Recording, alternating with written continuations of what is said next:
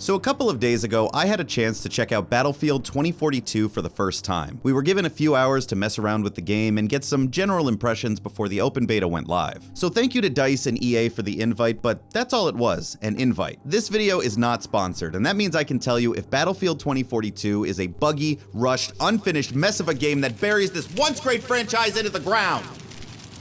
But fortunately, most of what I have to say is pretty positive, and I think it's actually correcting a lot of the misdirection the series has had in the last few games. So here are 5 things that have me excited for Battlefield 2042. Just so it's clear, this isn't a full review. Everything you are about to see was captured in a short 4-hour session on one map, and the version we played contains some glitches, visual oddities, and blah blah blah. You get it. The game is not finished. There's a few things rough around the edges. It happens. Now let's get into it. So the last few Battlefield games have gone in an interesting direction. There was a clear shift from the open sandbox design of Battlefield 3 and 4 to the more condensed infantry focus of Battlefield 1 and 5. Not to say these games were bad, they were just a different direction for the series that didn't seem to click with most fans. So when I saw Battlefield 2042 taking a step back and building on the foundation of Battlefield 4, I was definitely excited.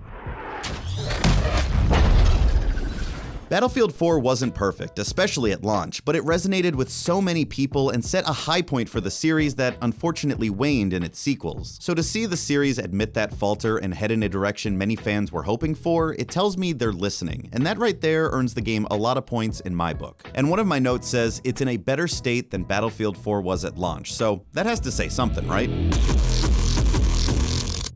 To start off, the game looks really good, but that's no surprise when it comes to DICE. Trailers did make the game look a bit simplistic, but when you actually play it, the details pop out. Foliage is dense in the fields, plumes of smoke look thick, and clearly there was some thought put into the game's visibility, and pun wasn't intended.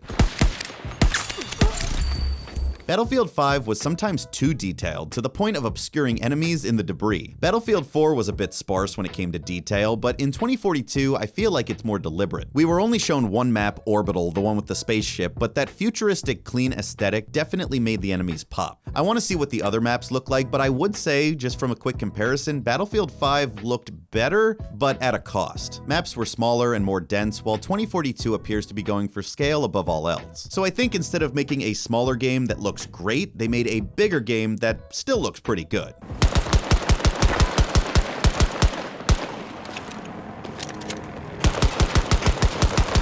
Jesus Christ! Okay. While I didn't dive into the destruction elements as much as I would have liked, I did, however, find it pretty amazing that your character can punch through fences with his bare hands. Punch! Punch! Punch! Knifing a fence in Battlefield 4 was already pushing it a bit, but this guy has axes for hands.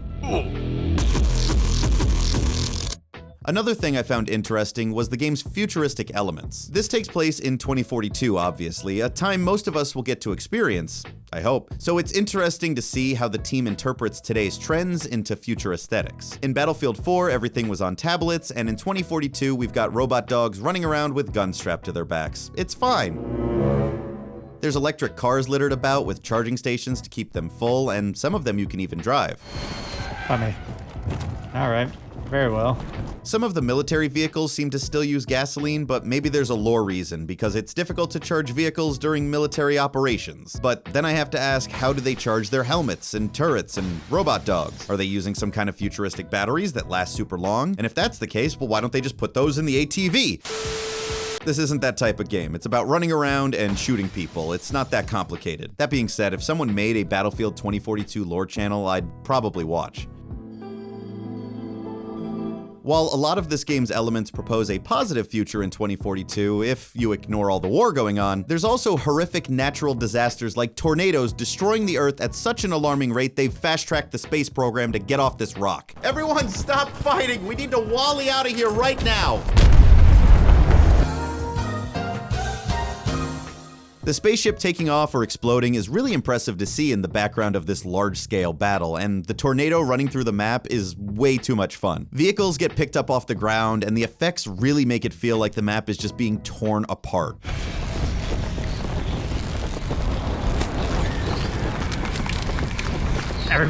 Everybody's going to it. You just die?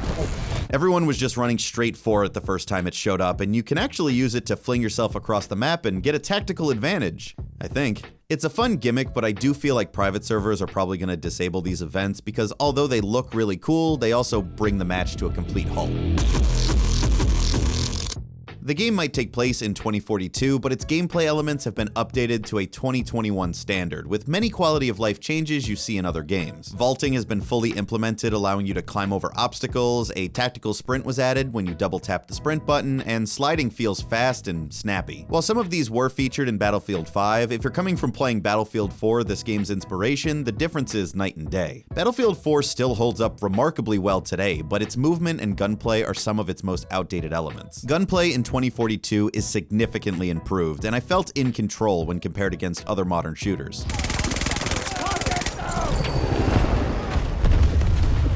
Now, I know people will say Battlefield is just copying this and that from other games, but that's what games do. At one point, every first-person shooter was a Doom clone, so I think it's safe to say this is an ever-changing medium that builds on what came before it. For example, Battlefield 2042 features unique characters for each class called Specialists, an idea you've probably seen in many other games. Each has a different appearance and voice lines to make them feel more unique, but on top of that, each of them has their own perks. Webster, for example, is more nimble than other characters and has a grappling hook that allows him to quickly get on top of buildings and make a quick getaway if he needs to. No, it's not the most realistic thing I've ever seen, but for the sake of fun, sure, why not?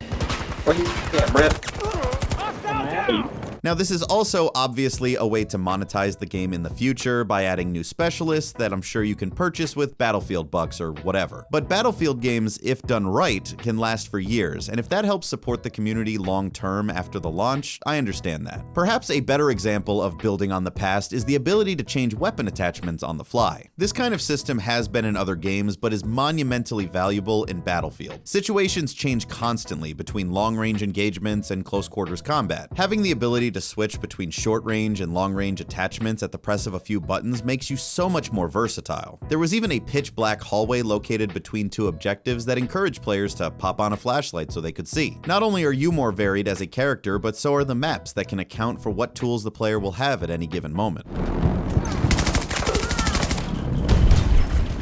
Alpha sector now under hostile control.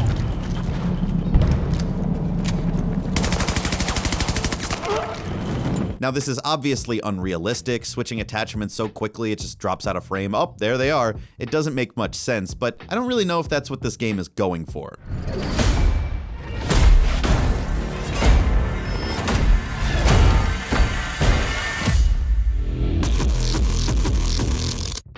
Equipment in this game has also changed, and not just on your person. You've already seen the robot dog, but he's part of 2042's feature that lets you call in different vehicles and equipment using points you earn throughout the match. Since players will be traveling much longer distances, I can see a situation where you take an objective and your squad is ready to move on to the next. There's no vehicles around, so now's the perfect time to call one in for your team. They drop right out of the sky at a point designated by the player, and it definitely knows how to make an entrance.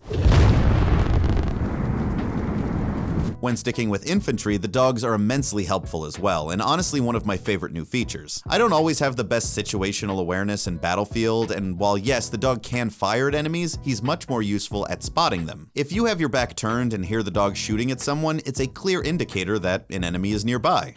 Enemy fucking there somewhere.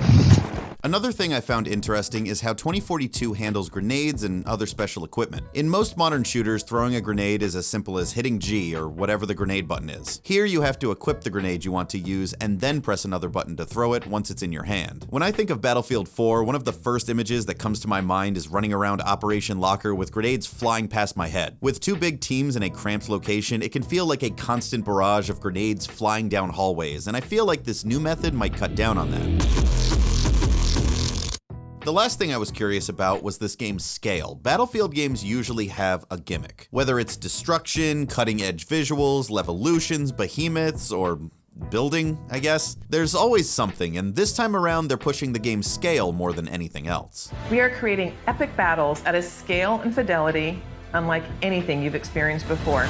Honestly, I think they had to, with Battle Royale games pushing well beyond 64 players. I was really curious how this would feel because sometimes 64 players can be too crowded, and some maps feel great with 32. We were told Orbital is relatively small compared to other maps in the game, but honestly, it felt perfectly fine and in some ways more balanced than other maps in Battlefield 4. They've split up some of the objectives into multiple points, 1 and 2, and with the constant pull between these mini objectives, it seems to keep the team separated, fighting for each location. Down there at Delta as well. The bigger scale does mean the game needs to have a player base to support it, but seeing how many still play Battlefield 4, I don't think that'll be a problem. Can I go down in here? Looks like I can. In case it is though, they've added AI bots this time around, something that used to be a Battlefield staple. At the end of our recording session, as people started to leave, the number of bots increased, and unsurprisingly, so did my KD. Flagging. Just don't lose the objective. Now, I'm not saying the AI is bad. I mean, the best AI in video games works in small, concentrated environments with only a few variables to contend with. So for them to navigate an entire battlefield, trust me, I get the struggle, but I do like how polite they can be. If you enter a vehicle that the AI is driving, they will either enter a different seat or hop out entirely, giving human players priority. But this one guy was determined to take this ATV for a ride, and eventually I just let him have it. Oh, excuse me. Oh, oops. Almost got it. Oh, ooh. There we go. Oh, ooh. Almost there. Oh, ooh. Ah, there we go. Goodbye, human. See you on the battlefield. I'm sure the server settings will let you disable or limit the amount of them, but they might be fun to mess around with in the portal and maybe create some fun, unique game modes. Who knows? Here you go, Anthony. Merry Christmas. Yes! Yes! Come to Papa! Fucking son of a bitch! So this was just a small taste of the Battlefield 2042 experience, but I'm excited to see where it goes. I think a lot of these changes take Battlefield in a direction it should have gone a long time ago, making it more about the sandbox experience and giving people more chances for those only in Battlefield moments. Oh. Everything I see about Battlefield 2042 has me excited, even seeing the game get delayed and hearing about development teams that they had to bring in to help finish the project. EA has been taking a beating over the last few years, and rightfully so, but I hope these are indications that they are learning, even if it's just to help their bottom line. Will there be problems at launch? Yeah, let's be honest, probably. But the amount of potential this game has to be one of the best Battlefield experiences yet has me excited. Again, thank you to DICE and EA for the invitation to play, and if you guys like this video, consider subscribing to the channel and supporting me on Patreon. Thanks for watching, and I'll see you on the next one.